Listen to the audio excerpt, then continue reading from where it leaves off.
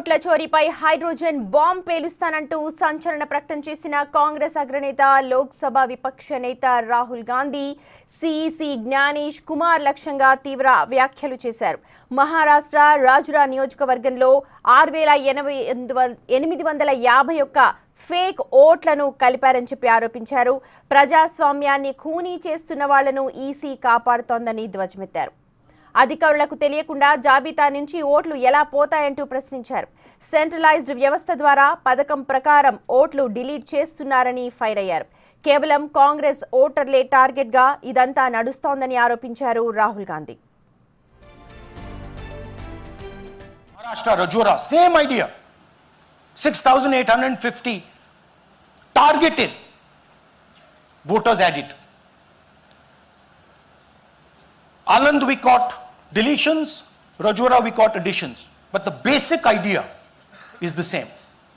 Phones from outside, people who are supposed to have added voters don't know that they've added voters, people who have deleted voters don't know that they've deleted voters.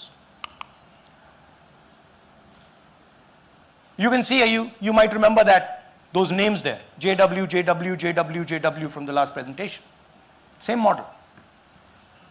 So it's the same system that is doing this. It's doing it in Karnataka, it's doing it in Maharashtra, it's done it in Haryana, it's done it in UP, and we have proof of all of it.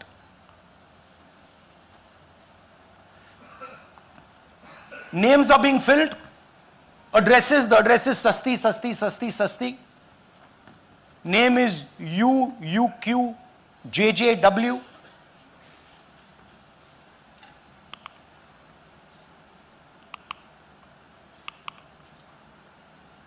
So, what are we saying here?